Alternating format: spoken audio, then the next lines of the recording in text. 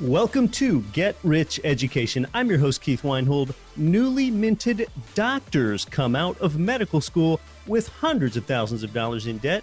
What does their financial world look like once they start making several $100,000 a year? And would they invest in real estate? Today on Get Rich Education. Are you looking for a roadmap to financial freedom? If so, we have a solution for you. Norada Real Estate is offering a limited number of free strategy sessions to help you get out of the rat race. Learn how you can create wealth and build monthly passive income.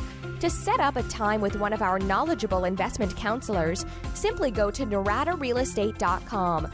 That's NORADA realestate.com. For an income property investor like you that needs an income property loan, go to Ridge Lending Group. And over the years, you've heard owner Chaley Ridge generously give her time to you right here on the show as a guest.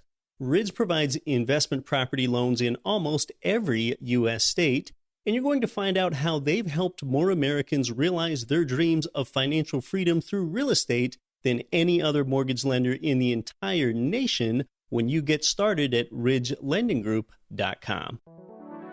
Get Rich Education is brought to you by Ridge Lending Group, Producers Wealth, Norada Real Estate, and Total Control Financial. You're listening to the show that has created more passive income for people than nearly any show in the world. This is the powerful Get Rich Education.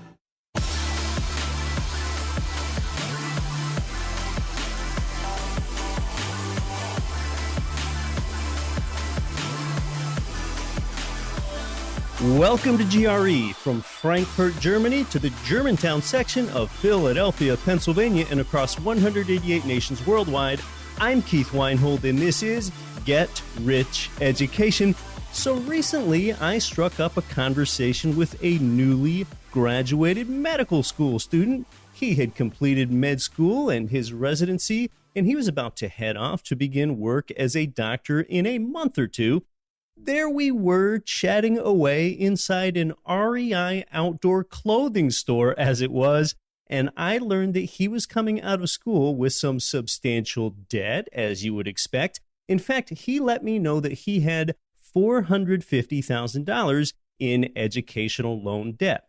He was in his early 30s. He let me know how much of a priority it was to him to pay off that $450K in debt. His plan was to begin his doctor career in the remote panhandle region of southeastern Alaska. He would kind of be sacrificing his lifestyle for a few years. He conceded, and he just really wasn't going to be working where he wanted to.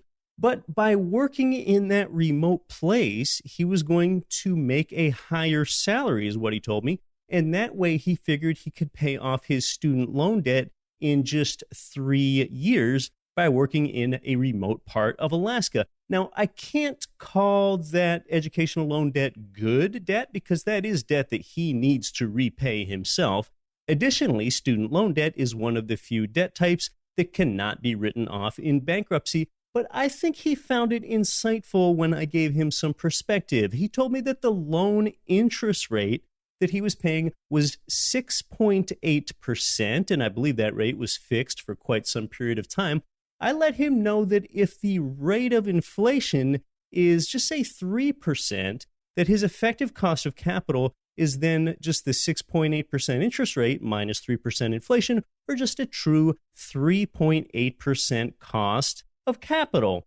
I told him that if I were him, I wouldn't rush to pay it off, but I'm not him, so he did express interest in learning how to invest in real estate and stocks, and I gave him some knowledge that if he learned how to do so, he might very well then feel like I do. You know what? At that moment, I told myself, okay, now don't launch into the 5 ways real estate investors are paid because it's kind of a longer explanation with a bunch of numbers. So I told myself, resist doing that. Resist doing that here in the store aisles where we're surrounded by North Face and Arc'teryx jackets and Cloudvale parkas. But, you know, once he asked me how anything less than a 20 to 25% return from real estate investing would be something that I considered disappointing, I just had to. So I broke down the 5 ways. I could not resist. I kind of left the conversation energized, and he probably found it to be helpful, but maybe a bit much when you're hearing that for the first time. But he probably at least found it somewhat perspective shifting. Well, today, I think that you're going to find it interesting as we talk to a different doctor that I know, and that's Dr. Buck Joffrey. And I know that he found his perspective shifting moment not from a conversation with me or someone like me in the aisles of an REI outdoor store, but rather from discovering a pivotal and well-known book. Dr. Joffrey is of Indian descent, and I think, it's pretty customary for Indian Americans to have expectations from their family to embrace the medical profession, but that's not exactly what happened here. Let's meet Dr. Buck Joffrey.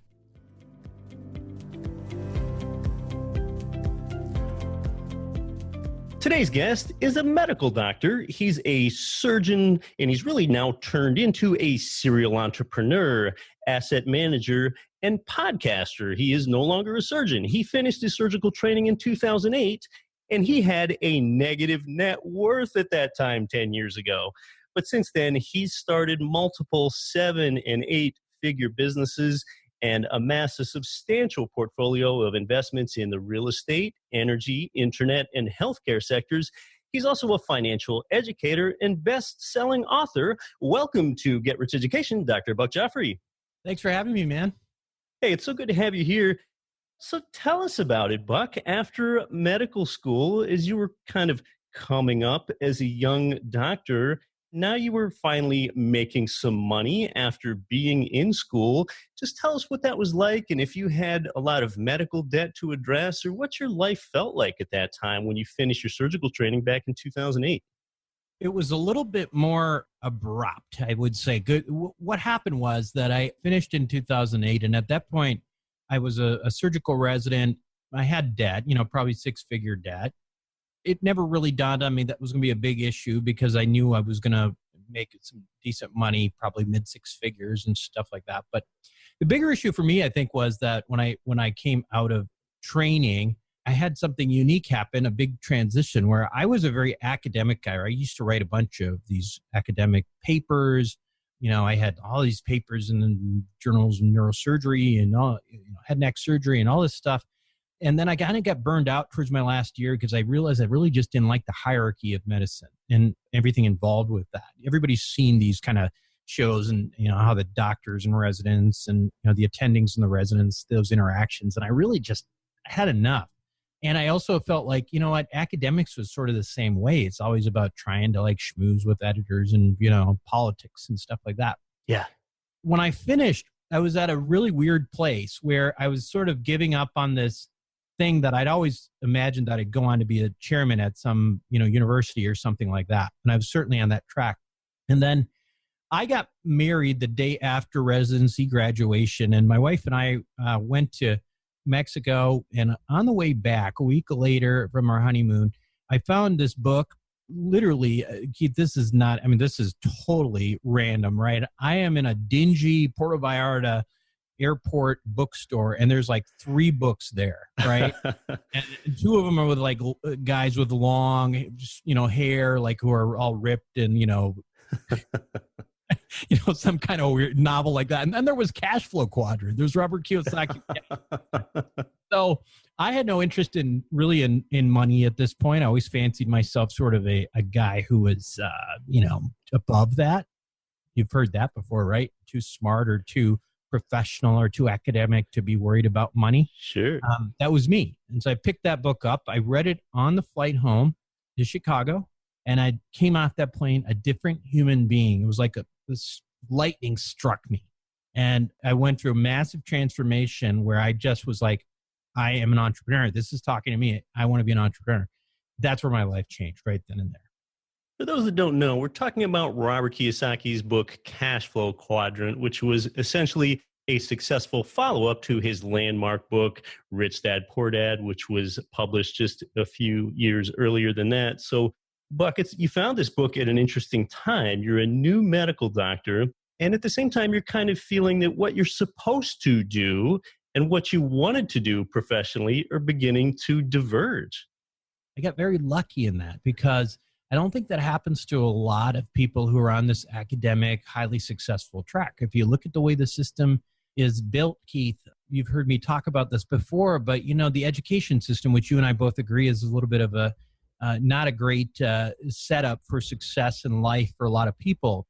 It's so structured. It's a product of the Industrial Revolution. You can almost imagine kids going from one station to the next, and you plop a certain amount of information, and it's like a factory, right? And after 12 grades, you got to finish product, and you just think that you have to go down this pathway of success. And if you actually are successful in that system, it creates this Pavlovian feedback to want to continue to do really well with what people tell you is the right thing to do, right? It creates this desire to follow a curriculum and do well. And there's no more curriculum. So what do? You follow conventional wisdom, which takes place of a formal curriculum. And that's where I think people really get in a place where they restrict themselves in life.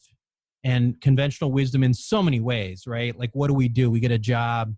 We put money in our 401ks and IRAs and mutual funds because it's the right thing to do. It's conventional wisdom. We don't go out of our comfort zones. We don't challenge conventional wisdom because we think it's wrong. That's conditioned into us.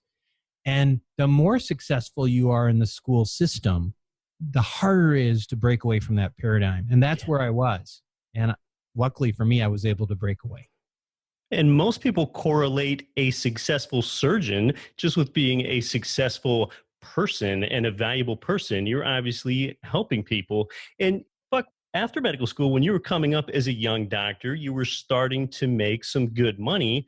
Young doctors like you, what you would do is it was normal to ask the senior guys what they do for investments, and they would just kind of give you the name of their wealth advisor. And the name of their wealth advisor probably had something to do with a stock, bond, and mutual fund-based sort of asset manager. But you had that seed planted in you that all began in a little bookstore in Mexico.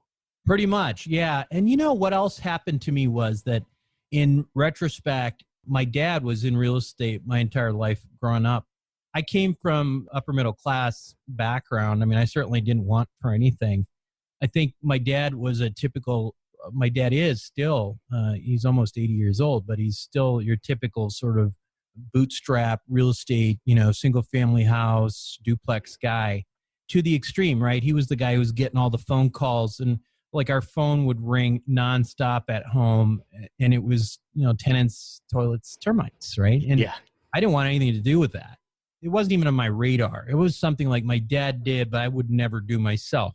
So when I got to the point where I was making money, the stocks, bonds, mutual funds thing was out there, and that's what everybody else was doing. But the combination of reading Kiyosaki's book and then also looking at my own dad's experience going, hey, you did pretty well, right? And then Robert Kiyosaki says, I don't have to do toilets, tenants, and termites to do real estate or to do any other alternative assets. Keith, you know this.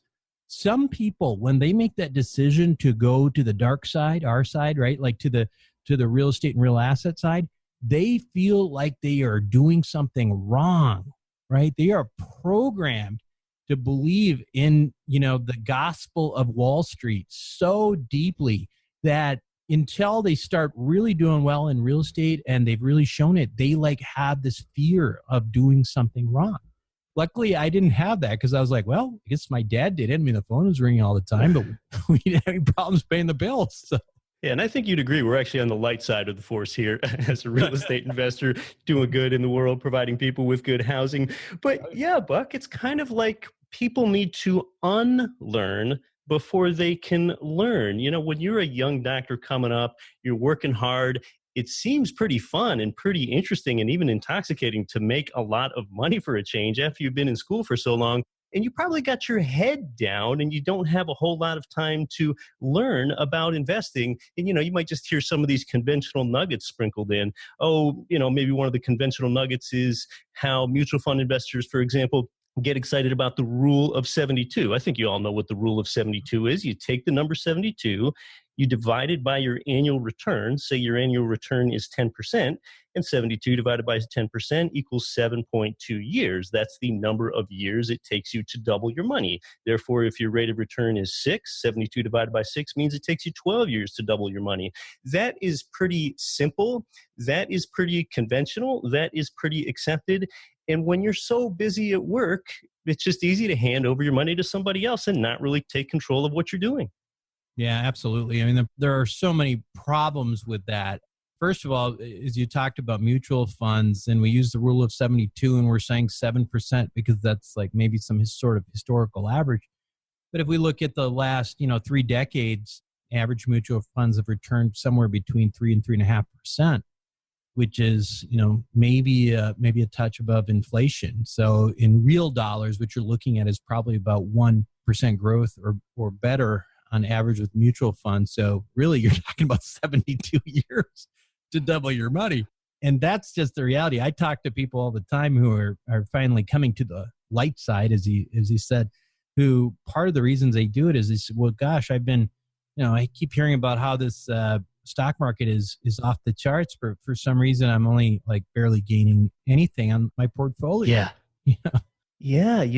When you take account for inflation and the emotional component that you cannot discount, and taxes and fees and volatility with the way things are reported, your real return is often zero. Most people just don't understand that.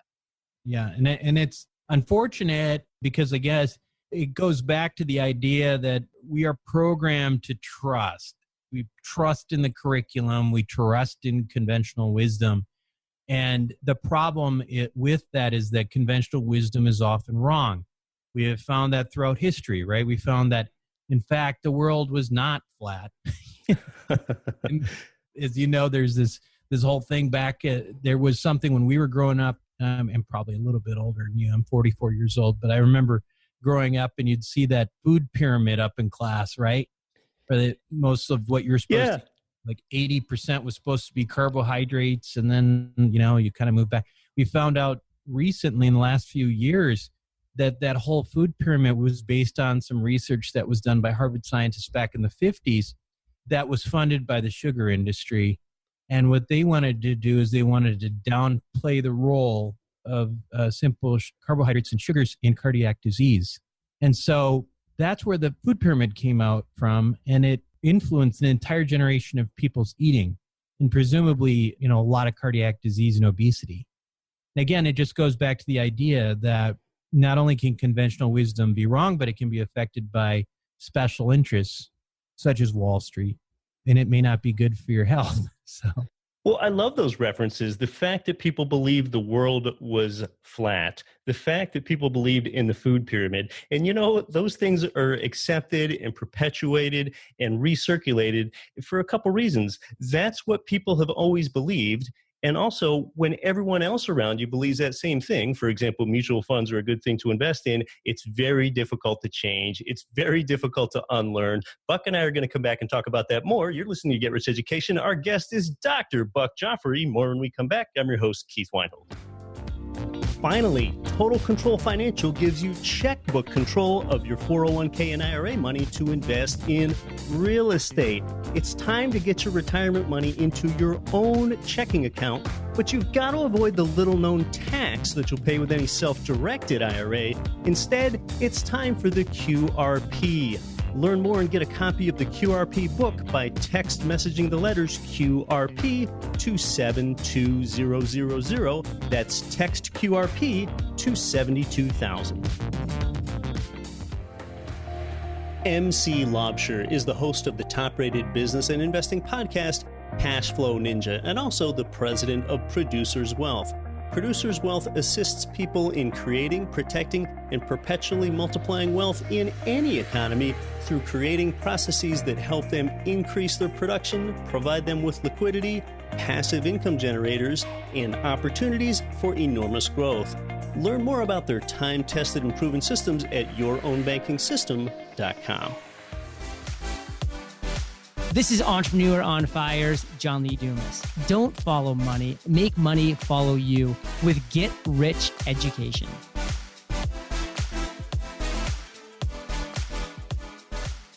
Welcome back to Get Rich Education. We're talking with Dr. Buck Joffrey. We're talking about unlearning what you've learned and converting that into learning, especially when it comes to the conventional wisdom with investing in finance. And, Buck, I think one of the big unlearning parts really centers around my favorite four-letter word, DEBT. That is debt. A lot of conventional people say, oh my gosh, if I had millions of dollars of debt, I wouldn't be able to sleep. Well, what I say, Buck, is that if I didn't have enough debt, if I did not have the millions of dollars in good debt that I have, I wouldn't be able to sleep because I know I would lose leverage and inflation hedging and tax benefits and the size of my portfolio. So I really embrace debt. Now, I imagine since you did graduate medical school with a lot of debt probably had a negative connotation with you for a while until that changed. Tell us about that. Well, I think pretty quickly after my conversion to purple, I started to view the world very differently. And that was a good thing as long as it wasn't just for buying, as Kiyosaki would call it, doodads, things that don't make you money. But as long as you're using debt to make more money, I think it's extraordinarily important. In fact, I have a mathematical formula that I call the wealth formula, which is a little riff off of Newtonian physics of momentum. But the idea being that there are a few major variables that are involved with creation of true wealth. And one is mass, which is actually investing money, because you can't become wealthy and make a lot of money investing if you don't invest money, right? So you got to have some money. And then there's velocities, how quickly your money comes back to you or your yield or whatever. And then finally, as you called it, debt. So for me, I refer to this as leverage. And the thing that people don't understand, I think, and this is one of the major differences between the poor and middle class, and for that part, probably even the upper middle class, and then the truly affluent, is that debt is a critical component. Leverage is a critical component to creating wealth. And I'll go as far as to say, unless you are, Lady Gaga or LeBron James or, somebody who is going to make enormous amount of money. Kirk Cousins, I think with the Minnesota Vikings, $80 million over the next couple of years. Yeah. Unless that is you, it is virtually impossible. I will say impossible to create significant wealth without debt. It's just the reality. And, I started out as a neurosurgeon, and, I have friends who are neurosurgeons making $1 million, $2 million a year. And I can't tell you how much it kills me that these guys are not investing in anything to take that money to create insane amounts of wealth using debt. They will not get wealthy. Sure, they'll do well, and sure, they'll be fine, but they're not going to become really wealthy because they're not using debt.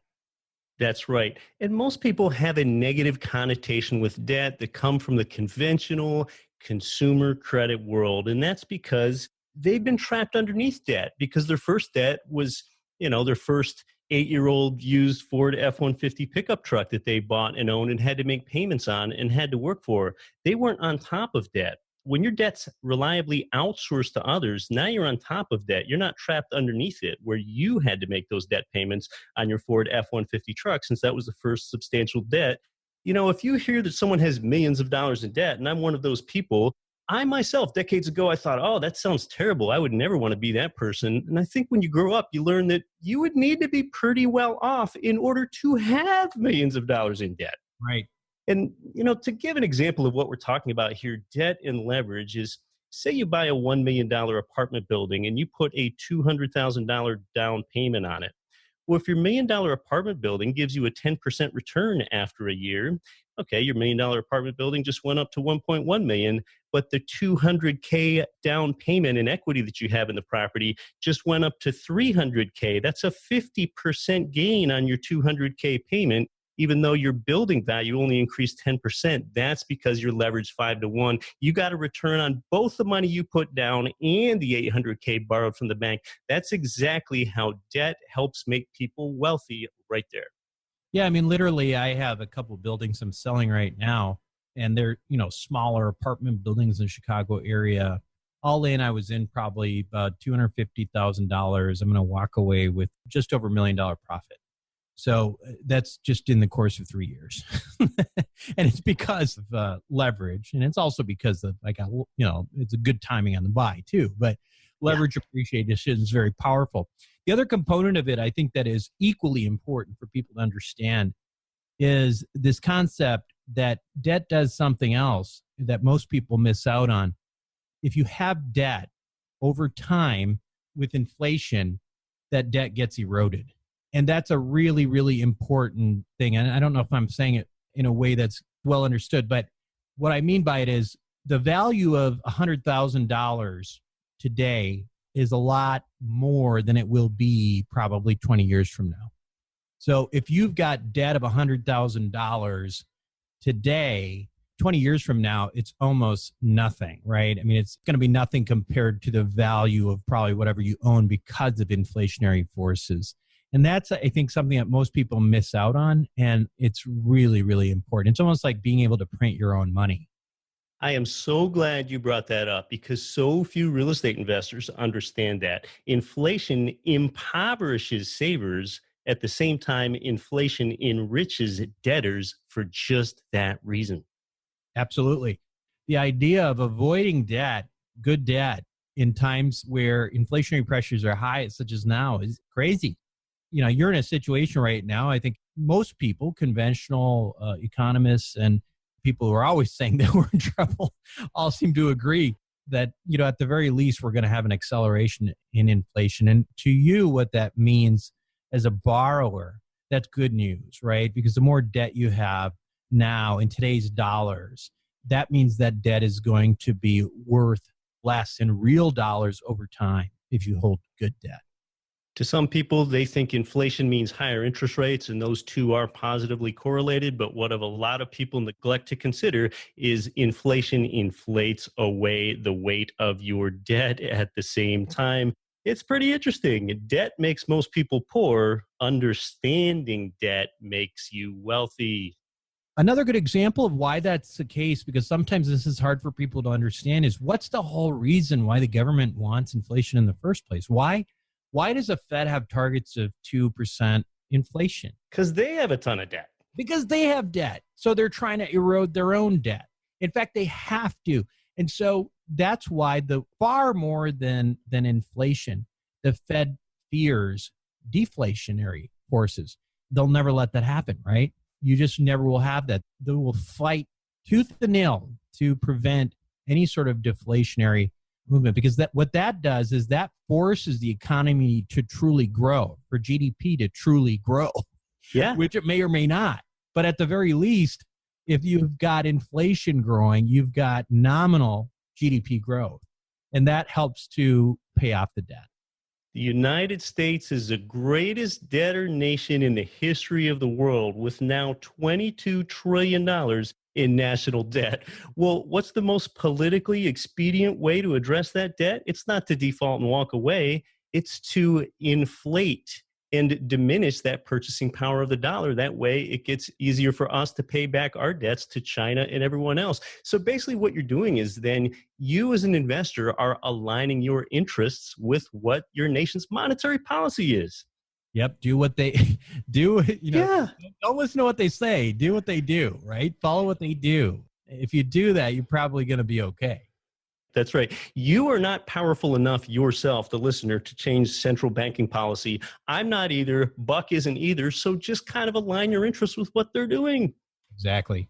So if you didn't catch that, Buck's mathematical wealth formula, which I like, is mass times velocity times debt. Anything else around the mathematical wealth formula there, Buck? Like I always say, is I think that the math is actually easy, right? The math is easy. And once you get that, it's not that difficult to process. What's difficult is figuring out now, okay, I've got this formula. Now, where do I invest? And I think that's where the whole notion that I have, what I call sort of tribal investing, comes into play. And I know you talk about it in terms of having a team, or having people you trust, know, like, and trust. There's never a guarantee in investing, right? But if you can at least know, like, and trust the operators, the providers, the syndicators, whoever, that they're not out there to steal from you, that they have your best interest in line with theirs, I think that's like 99% of the battle, right? There's never a guarantee. But if you know the math and you know the people, that's the best shot you've got. And most of the time, you're going to do okay. In fact, that's why that is literally the rules that I play by that, to me, has created for myself, everything I have. That's a good point. Real estate is a pretty forgiving investment class because you are paid, as I like to articulate it, 5 different ways at the same time. You can have some things go wrong and still make out okay. Absolutely. But you just have to apply the math.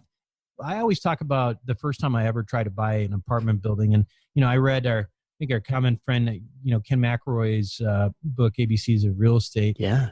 And, he does a really good job of just explaining the whole, all the mechanics of real estate investing when it comes to cap rates and yields and how to, cash on cash and all those things. And I'd recommend that for anybody who's really not kind of learned those basics in real estate. But what I did was the first time I ever tried to buy a building, I went based on purely on the numbers, and I totally did it all wrong. I just bought a building that was on LoopNet, where buildings go to die usually. And I used the same broker that helped me buy my luxury estate in the North Shore of Chicago.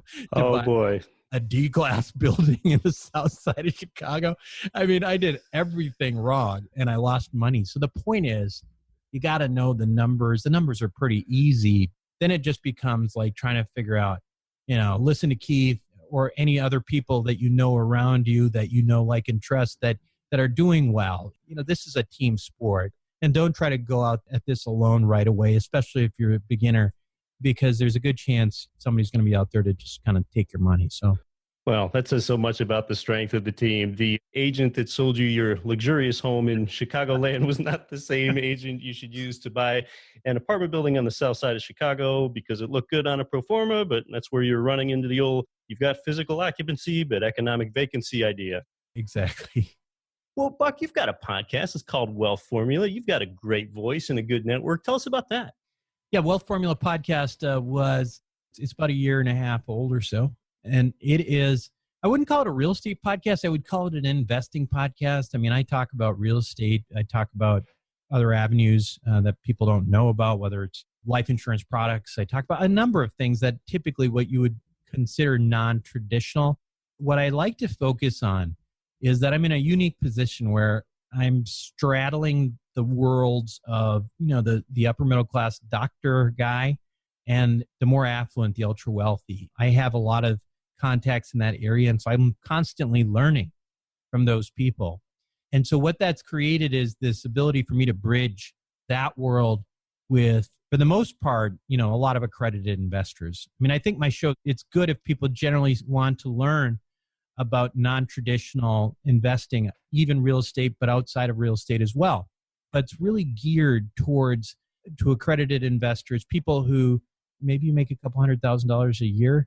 You're working really hard and you would like some alternatives and you'd like to know, what's behind the curtain. You know that it's probably there. You just don't know it's there. You don't know what it is. And that's what I'm trying to get for people. So I think that it's an interesting show. I think even if you're not there, because you realize that there is really such a different world out there. One is for the poor middle class and upper middle class, and the other is for the affluent. And it's nice to know that there are some things that are available to you that are used by the affluent that you might not know about.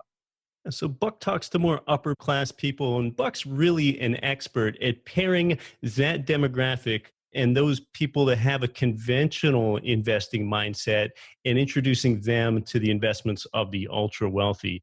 And one of the ways that you do that, Buck, is with your great video course. It's called the Wealth Formula Roadmap. And there are a lot of video courses out there, and most of them I don't want to watch, but I gravitated toward yours. I spent hours watching it myself, a video-based online program. Tell us about Wealth Formula Roadmap.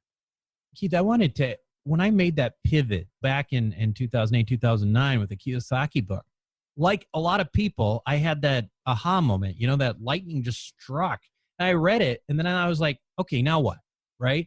So Kiyosaki is incredibly good at inspiring and giving a global structure of how we should be thinking. But what I wanted was more nuts and bolts. Like, okay, so I want to do the things he's talking about. So who do I need? What else do I need to know? The more practical matters. For example, I know we have a common friend, Tom Wheelwright. He talks about taxes. And so Tom teaches more of the, non-traditional ways of living a tax-free life. So Tom teaches that. Ken McElroy, as we talked about, Rich Dad Advisor, Robert Kiyosaki talks about real estate, through his words. We got the real estate guys there talking about real estate and teaching real estate. We have, guys like Kevin Day, who's one of the country's premier people in estate planning and asset protection. And I have to tell you, I can't even tell you how many doctors, really smart lawyers who don't have basic estate planning figured out. They don't just cost them a couple $1,000s just to protect themselves and their families. And they don't know what to do about it. Yeah. So all these little things that I just wish somebody could have said, hey, here's a course, watch it, and now you'll have the basics and you'll have a roadmap and you could take it from there. That's what I wanted to create. So all these great people who in my world have become part of my tribe, came out to Phoenix and we shot in a studio and it was a lot of fun. But I think to me, it is that course that once you are inspired by the message and you're looking for a different world, you're looking for a roadmap to real wealth, that's where this course lies.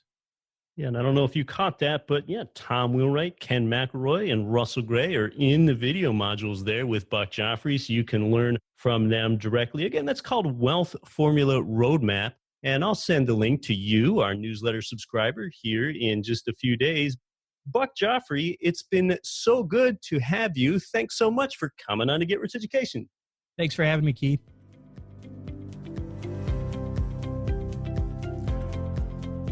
Look, Mitt Romney and the Romney family don't own the Fidelity Magellan Fund or any mutual funds, and I don't either. The Rothschilds don't own any IRAs, but you don't need to have Rockefeller-esque assets and income to invest in something that's going to give you a durable, substantial, passive yield over time. Dr. Buck Joffrey gets it. We're aligned on a number of thought paradigms and take a lot of the same actions. His Wealth Formula Roadmap course tackles the mainstream blasphemy of embracing smart debt. Just like he said today, it is virtually impossible for an everyday person to become wealthy without debt. I've never seen anything quite like his course, and I've been in this for quite a while. I read Rich Dad Poor Dad in 2001, bought the fourplex in 2002, and I know a good course when I see one, and there are just a lot of courses out there that are not worth your time. The course starts off with mindset and debt and why exactly society believes just what it believes about money and how it ever got to that point, and really the profound impact of the Prussian school system on your thought paradigm. He and the instructors cover real assets, of which real estate is just one part.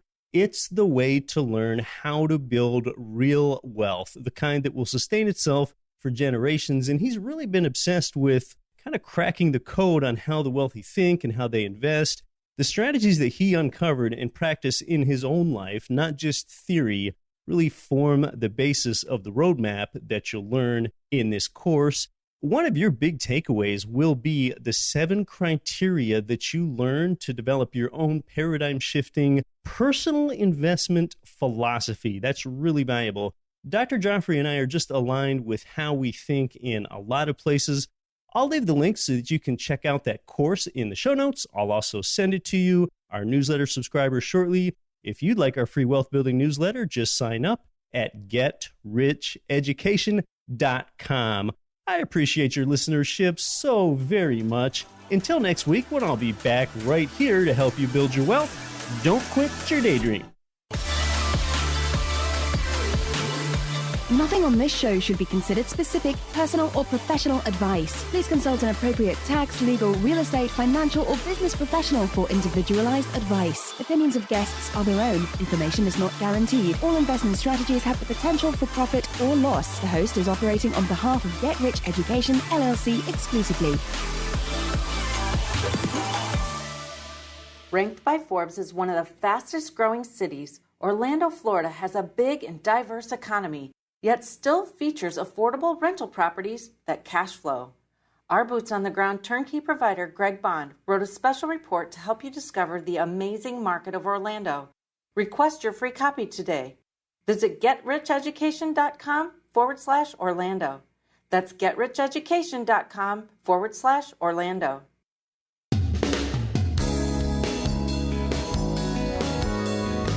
The preceding program was brought to you by your home for wealth building, GetRichEducation.com.